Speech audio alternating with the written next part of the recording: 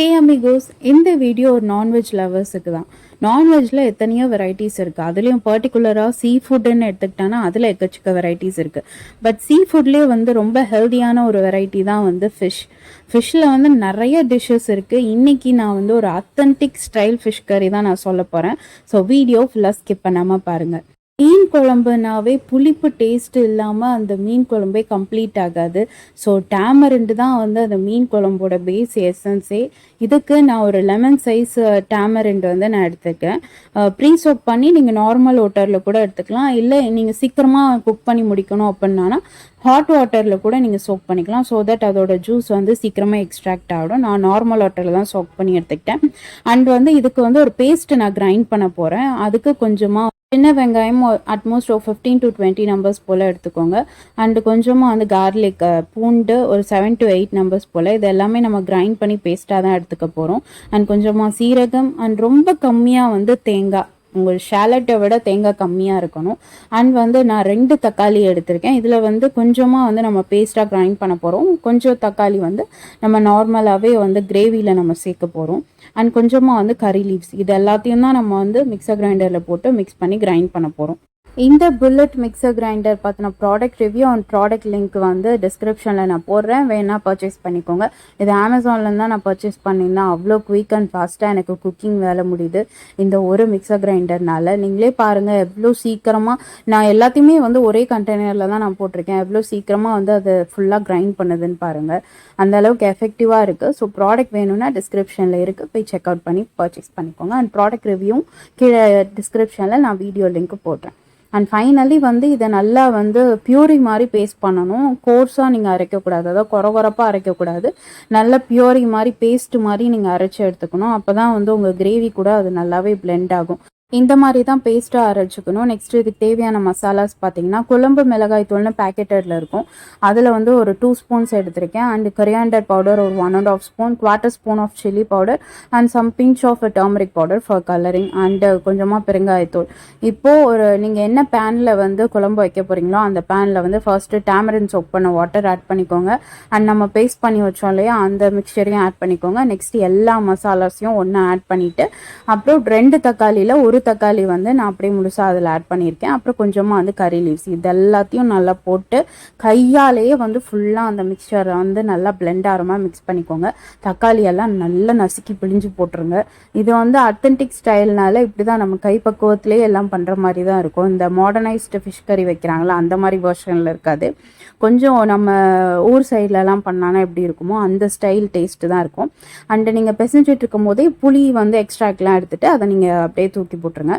Next வந்து நான் வந்து வஞ்சரம் மீன் எடுத்திருக்கேன். ஆக்சுவலி ஃபிஷ் கறிக்கு வந்து தலை போர்ஷன் தான் வந்து நல்லாயிருக்கும். ஃபிஷ்ஷோட ஹெட்டு தான் வந்து கறிக்கு எல்லாம் நல்லாயிருக்கும். எனக்கு வந்து ஃபிஷ் ஹெட்டு சுத்தமாக பிடிக்காது. பட் அந்த எசன்ஸ்க்காகவே நான் வந்து ஃபிஷ்ஷோட ஹெட்டை போட்டுருவேன். நீங்களும் மீன் குழம்பு செஞ்சோன்னா ஃபிஷ்ஷோட ஹெட்டு போட்டு ட்ரை பண்ணி பாருங்கள், அது ஒரு டிஃப்ரெண்ட்டான டேஸ்ட் அண்ட் ஃப்ளேவர் கொடுக்கும். நான் கொஞ்சமாக head portion, tail portion and flesh part இதெல்லாம் போட்டு இன்றைக்கி கறி வைக்க போகிறேன். அண்டு வஞ்சரம் மீன் தான் நீங்கள் வாங்கி இந்த குழம்பு செய்யணுன்ட்டு இல்லை, என்ன கைண்ட் ஆஃப் ஃபிஷ் கிடைக்குதோ அதை போட்டு நான் சொல்கிற இந்த மெத்தடில் வந்து நீங்கள் குழம்பு செய்யலாம். இப்போ நம்ம நல்லா பிசைஞ்சு பிழிஞ்சு வச்சுருந்தோம் இல்லையா, அந்த இது கூட நான் கொஞ்சமாக வந்து வாட்டர் ஆட் பண்ணிக்கிறேன். இந்த குழம்பு வந்து தண்ணியாக இருக்காது, அதாவது ரன்னி டேஸ்ட்டில் இருக்காது, கொஞ்சம் திக் கன்சிஸ்டன்சியில் தான் இருக்கணும். அப்போ தான் வந்து இந்த டேஸ்ட் வந்து நல்லாயிருக்கும். ஸோ கொஞ்சமாக மட்டும் தண்ணி சேர்த்துக்கோங்க. உங்கள் வீட்டில் எவ்வளோ மெம்பர்ஸ் இருக்காங்களோ அதுக்கேற்ற மாதிரி நீங்கள் வாட்டர் ஆட் பண்ணிக்கோங்க. ஏன்னா இது கொஞ்சம் பாயிலாக வாட்டர் வந்து ரெடியூஸ் ஆகும்.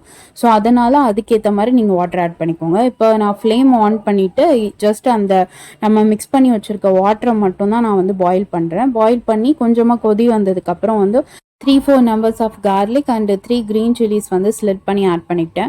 ஆல்ரெடி வந்து நம்ம மிக்சரில் காரம் இருக்கும். ஸோ அதுக்கேற்ற மாதிரி உங்களோட சில்லி கவுண்ட்டை வந்து நீங்கள் ரெடியூஸ் பண்ணிக்கோங்க.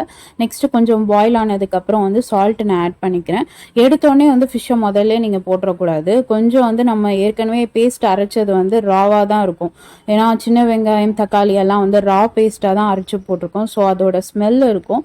அதோட பச்சை வாசனை போகிற வரைக்கும் நல்லா பாயில் ஆனதுக்கப்புறம் தான் நம்ம வந்து ஃபிஷ் ஆட் பண்ண போகிறோம். ஸோ அது வரைக்கும் வந்து பாயில் ஆகட்டும். பாயில் ஆக வாட்டர் ரெடியூஸ் ஆகும். ஸோ அதனால தான் இனிஷியலாகவே நான் கொஞ்சம் வாட்டர் ஆட் பண்ணிக்கிட்டேன். பட் மேக் ஷுர் இந்த கிரேவி வந்து அப்படியே தண்ணியாக இருக்கக்கூடாது, திக் டெக்ஸ்சரில் தான் இருக்கும். ஸோ சஃபிஷியன்ட் அமௌண்ட் ஆஃப் வாட்டரை வந்து நீங்கள் ஆட் பண்ணிக்கோங்க. குழம்பு கொதிச்சிட்டு இருக்க மீன் டைம் ஒரு இன்ட்ரெஸ்டிங் ஸ்டோரி சொல்லட்டா? இந்த கரண்டி என்னடா பார்க்க பழசா இருக்கு அப்படின்னு யோசிப்பீங்க. இது வந்து அலுமினியம் கரண்டிங்க. என் மம்மி வந்து கல்யாணம் ஆகும்போது அவங்களோட நியூலி வெட் டைம்ல வந்து இதை வாங்கியிருக்காங்க. நானும் இதே மாதிரி கரண்டி எனக்கும் வேணும், நல்லா இருக்கு ஹேண்டில் பண்றதுக்கு, குக் பண்றதுக்குன்ட்டு இப்போ எல்லா கடையிலும் நான் போய் பார்த்துட்டேங்க. எங்கேயுமே இந்த கரண்டி கிடைக்கவே இல்லை. கடைசியில் அவங்க கிட்ட இருக்கதே நான் சுட்டுட்டு வந்துட்டேன். இது வந்து இந்த மாதிரி அத்தன்டிக் ஃபிஷ் கறி அண்டு கீரை மசியல் அதெல்லாம் செய்யும்போது நல்லாவே இருக்குது ஹேண்டில் பண்ணுறதுக்கு. அவ்வளோ சாஃப்டாக இருக்குது. நான்ஸ்டிக்கில் நீங்கள் யூஸ் பண்ணால் கூட அது ஸ்க்ராட்ச் ஆகாது, அந்த மாதிரி இருந்தது. பேசிகிட்டே இருந்து நான் வந்து குக்கிங் ப்ராசஸை விட்டேன் பார்த்தீங்களா. இப்போ நான் வந்து ஃபிஷ்ஷும் ஆட் பண்ணிட்டேன். குழம்பு ஓரளவுக்கு வந்து கொதிச்சு சுண்டுனதுக்கப்புறம் நான் ஃபிஷ் ஆட் பண்ணிட்டேன். இப்போ வந்து டெம்பரிங் பார்க்க போகிறோம். டெம்பரிங்க்கு வந்து நான் கோகோனட் ஆயில் தான் எடுத்திருக்கேன். கோகோனட் ஆயில் வச்சு நீங்கள் மட்டும் ஃபிஷ் கறி வச்சு பாருங்களேன். உங்கள் வீட்டில் என்ன ஏதாவது விசேஷமா ஃபங்க்ஷன் வச்சுருக்கீங்களா அப்படின்னு பக்கத்து வீட்டில் உள்ளவங்களாம் ஓடி வந்துடுவாங்க. அந்த அளவுக்கு சூப்பராக இருக்கும் அதோட ஸ்மெல் அண்ட் எசன்ஸ், டேஸ்ட்டும் கூட. இப்போ டெம்பரிங்க்கு வந்து நார்மலாக கடுகு அண்ட் காஞ்ச மிளகா அண்ட் கறி லீவ்ஸ் இதெல்லாம் போட்டிருக்கேன். அண்ட் கொஞ்சமாக வந்து வெந்தயம் மட்டும் நிறையா போட்டுறாதீங்க, போட்டால் கசப்படிக்கும். ஸோ லைட்டாக ஆட் பண்ணிக்கோங்க.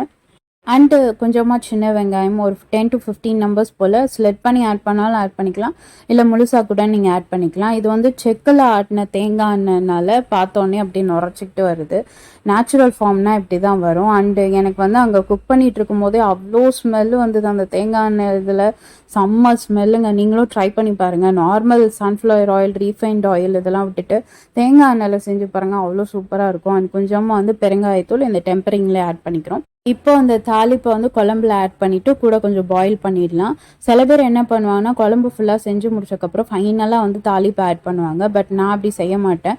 ஃபிஷ்ஷை ஹாஃப் குக் ஆகிற ஸ்டேஜ்லேயே வந்து நான் டெம்பர் பண்ணிவிடுவேன். ஸோ தட் வந்து அதோட எசன்ஸும் வந்து நல்லா பெனிட்ரேட் ஆகி அப்புறம் அதோட எண்ணெய் தெரிஞ்சு போகும்போது அது டெக்ஸ்சரும் வந்து நல்லாயிருக்கும். இப்போ இதில் கொஞ்சமாக ஃபைனலாக பெப்பர் ஆட் பண்ணிவிட்டு லைட்டாக மிக்ஸ் பண்ணிவிட்டு கூட கொஞ்சம் பாயில் பண்ணிடலாம். ஃபிஷ்ஷு உடையாத மாதிரி ஜென்டிலாக நீங்கள் மிக்ஸ் பண்ணிவிடுங்க. ஏன்னா ஃபிஷ் ரொம்ப சென்சிட்டிவாக இருக்கும் அண்ட் ஃபிஷ்ஷும் வந்து சீக்கிரமாக குக் ஆகிடும் வேறு. இப்போ பார்த்தீங்கன்னா ஃபைனலாக வந்து எண்ணெய்லாம் தெரிஞ்ச டெக்ஸ்சர் அவ்வளோ நல்லாயிருக்கு பாருங்கள். அண்ட் ஃபிஷ்ஷும் வந்து சூப்பராக குக் ஆகிடுச்சு. இந்த ஸ்டேஜில் ஆஃப் பண்ணிவிட்டு நம்ம சர்வ் பண்ணிடலாம். அவ்வளோ சூப்பராக இருக்குல்ல. நல்ல சுட சுட சாதத்தில் இந்த குழம்பு ஊற்றி சாப்பிடும்போது நேற்று வச்ச மீன் குழம்பு என்ன இழுக்குதையா. எஸ்ஸுங்க, இதை நேற்று வச்ச மீன் குழம்பு நாளைக்கு கூட நீங்கள் வச்சு சாப்பிட்லாம். ஏன்னா இதில் ஸ்மால் அமௌண்ட் ஆஃப் கோகோனட் தான் ஆட் பண்ணியிருக்கோம். ஸோ நீங்கள் நாளைக்கு வச்ச மீன் குழம்பாகவும் இதை நீங்கள் சாப்பிடும்போது சூப்பராக இருக்கும். என்னடா ரைஸ் இந்த கலரில் இருக்குன்னு பார்க்காதீங்க. ஏன்னா நான் வந்து ஃபிஷ் ஃப்ரை பண்ண மசாலாவில் இந்த ரைஸை அப்படியே கொஞ்சம் போட்டு கீயை போட்டு டாஸ் பண்ணி எடுத்து வச்சுருக்கேன். இப்போ சுட சுட அந்த மீன் குழம்பையும் ஊற்றி ஆஹா, எனக்கு இது தாங்க கம்ஃபர்ட் ஃபுட். இதே மாதிரி நிறைய இன்ட்ரெஸ்டிங்கான cooking recipes and further more interesting வீடியோஸ்க்கு என் சேனலை மறக்காமல் லைக் பண்ணுங்கள், ஷேர் பண்ணுங்கள், சப்ஸ்கிரைப் பண்ணுங்கள் அண்ட் மறக்காமல் பெல் ஐக்கானையும் ப்ரெஸ் பண்ணிக்கோங்க ஃபார் நோட்டிஃபிகேஷன். ரெசிபி ட்ரை பண்ணி பார்த்துட்டு எப்படி இருக்குன்னு காமெண்ட்ஸில் ஃபீட்பேக் சொல்லுங்கள். See you in the next video. Bye.